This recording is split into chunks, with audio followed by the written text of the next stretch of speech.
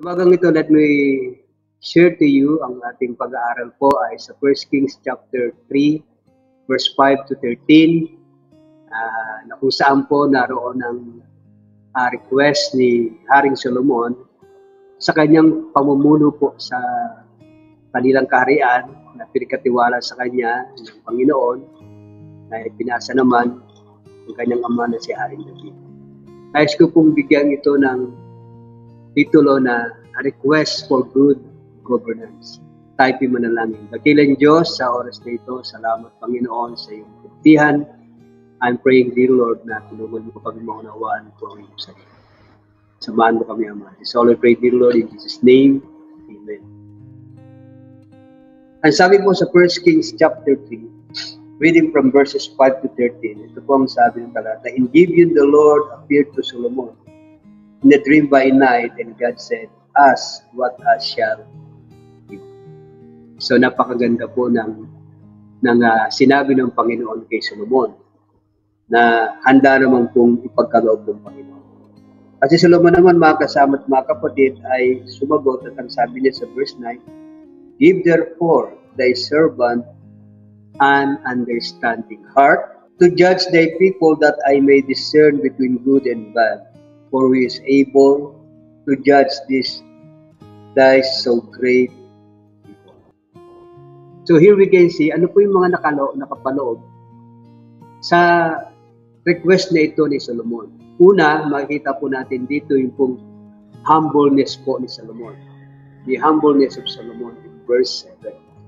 Kung sabi po dyan, And now, O Lord my God, thou hast made thy servant king instead of David my father, and I am but a little child. Sa kabila po na si Solomon po ay isa ng ganap na hari, and yet, kinikilala niya ang kanyang kaliitan sa harapan ng ating Panginoon Diyos. Hindi niya ho'y pinagmamalaki ang kanyang pagiging hari o anumang kaalaman na rin siya, but rather, he recognized his yung pong kanyang kaliitan sa harapan ng Panginoon. Kaya sabi niya, I am but a little child. So here we can see humbleness or humility recognize the greatness of God in our lives. Pag meron po tayong pagkakilala sa ating limitasyon, sa ating kaliitan sa harapan ng Diyos, despite of our achievement, kinikilala po natin ang kadakilaan. Kaya nga po ang sabi ng James chapter 4 verse 10, Humble yourselves in the sight of the Lord, and He shall lift you up. Ito ang kailangan po ng mga tao. Lalong-lalo na po itong mga leader natin sa anuman ang kanilang hinahangad na posisyon, yung pong pagpapakumbaba ay malaking bagay po. Pangalawa po, not only the humbleness of Solomon, nakita din po natin the hugeness or vastness of Solomon's responsibility. In verse 8, ang sabi niya riyan, ito po, And thy servant is in the midst of thy people, which thou hast chosen, a great people that cannot be numbered, nor counted for multitude. Why hugeness or vastness? Kasi po, kaharian yung kanyang pangungunahan, napakaraming tao yun. Iba ho ang kaharian sa bansa. Mas malaki po ang hawak, ang lawak po, at sakop po ng kaharian. At ito po ang mga taong kanyang pangungunahan, lahat-lahat po, resources and everything ay under po sa kanyang pangungunahan. So, isang malaking problema po kay Solomon. Paano niya ito haharapin? Now, tandaan natin, lalong-lalo na po kapag ang kanyang pangungunahan ay mga tao. And remember, one of the most complicated job is to lead people. Why? Because it entails responsibility. Napakalaki po ng problema at napakahirap pong pangunahan po ng tao. Sapagkat ang tao po ay may kanya-kanyang kaisipan. Mas mainam pang ayusin mong problema ng makina, ng anumang bagay, pero ang tao po mahirap. Okay, kaya nga po ito ay napatunayan ni Solomon nung sa verses 16 to 27, nung ma-encounter niya po ang dalawang ina na parehong harlot po, na parehong mga anak, but eventually yung isa po ay namatay ang kanyang anak at nag-aagawan po sila doon sa buhay na anak. Okay? At nakita natin kung paano kumilos ang Panginoon sa buhay ni Solomon. Nung magbigay si Solomon ng tamang paghatol po sa talata pong 20. At ibinigay talaga ito ni Solomon. So, yung laki po ng problema, yung laki ng pangangailangan, ay kaya namang tumbasan yan mga kasama ng Panginoon. At tulungan tayo ng Diyos kung tayo po ay handang magpakumbaba at magpasakop sa Kanya. We cannot attain, mga kasama at mga kapatid, ng totoong katalinuhan o kaalaman man apart sa leading ng ating Panginoon.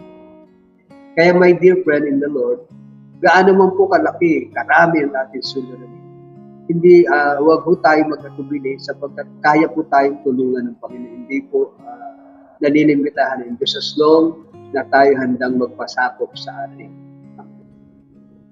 Pangatlo, may kita natin mga kasama at mga the willingness of Solomon. Why willingness? Sabi niya sa verse 9, give therefore thy servant an understanding heart. Hindi po siya nagreklamo nung siya po ay italaga ng kanyang ama bilang kahalili, na maging hari, at hindi ho siya nagdalawang isip, but rather, siya po ay nagpakita ng kanyang willingness na maglingkod, pagharian, ang mga tao na pinagkatiwala ng Diyos. Ito ang kailangan natin. Huwag ho muna tayong tumingin sa laki ng problema, ng responsibilidad, kundi tingnan natin yung puso natin. Are we willing to follow the Lord or obey the Lord? Ito ang kailangan po ng mga manggagawa, ng lahat ng mga tao sa anumang trabaho. Kasi po kapag hindi ho tayo willing, nagiging mabigat po, nagiging mahirap. At anong kanyang hinihingi dito? Yung understanding heart. Bakit po puso? Because heart is the seat of emotion. It is one of the wicked area in ourselves in terms of emotional and spiritual aspect. Sabi nga ng Jeremiah 17:9, the heart is deceitful above all things and desperately wicked. Who can know? Also, sa aklat po ng Matthew 12:34, sabi doon, it is the source of everything, for out of the abundance of the heart, the mouth speaks. Imagine mga kasama at mga kapatid, yung puso natin, kung gaano siya karumi, kung gaano siya kadaya, kung gaano siya katuso, kung gaano siya madaling mahalina sa makabundong bagay, katulad po na nangyari kay Solomon later on. Siya po ay nagpakasal, nagkaroon ng relasyon sa iba't ibang mga babae, mga prinsesa. As a matter of fact, ay lahat-lahat po ay 1,000 ang babaeng kanyang nakarelasyon. So ito yung problema ng puso. Kapag hindi natin iningatan, madali po tayong madadaya. Madali tayong makakalimot sa Panginoon. Madali tayong masisilaw sa inaalok ng salita. Kaya ang hiningi ni Solomon ay understanding heart. And yet, as I said, nakita natin kung paano pa rin siya nadaya ng kanyang puso. But then again, mga kasama at mga kapatid, makita po natin ang kanyang patuloy na katapatan at paglilingkod sa ating Panginoon. Then later on, makita din natin the greatness of Solomon in verse 13. Dahil po ang puso ni Solomon ay naging mabuti, naging maayos po sa harapan ng Panginoon, hindi siya humingi ng mga bagay na makasarili, hindi siya humingi ng mga bagay na para lamang siya yumaman, na mostly ito yung hinihingi ng maraming tao. Hindi niya hiningi ang buhay ng kanyang kalaban, na ito rin noon nakikita natin ngayon, yung pagkasira ng kaaway, sukdulang gumawa ng hindi maganda, hindi niya hiningi ang mahabang buhay. Lahat naman ito mga kasama at mga kapatid, ay hindi naman po masama, not unless ayon po sa kalooban ng Panginoon. So, anong sabi ng talata verse 13? Ito po. And I have also given thee that which thou hast not asked. Alright? Both riches and honor, so that there shall not be any among kings unto thee all thy days.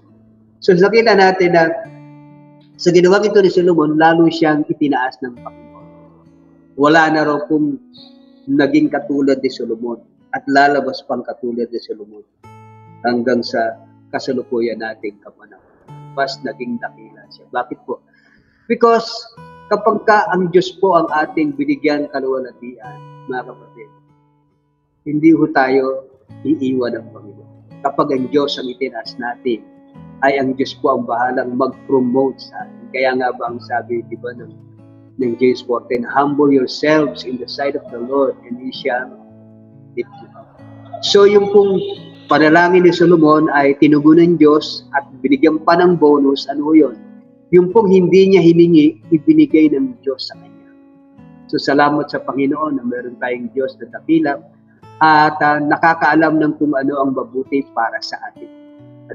Kaya kailangan natin ng understanding heart. Whatever we are facing right now, gaano man kahirap, gaano man kakomplikado, ang hilingin natin sa Diyos, bigyan tayo ng Panginoon na pusong handang umunawa. Umunawa ng kalooban ng Diyos. Umunawa ng kagustuhan ng Panginoon. Umunawa ng kaparaanan ng ating Panginoon. Maraming salamat po. Magandang umaga. Panginoon Diyos, salamat sa kabutihan mo sa amin. Pagpalain mo ang sandaling ito ng pag-aaral ng salita.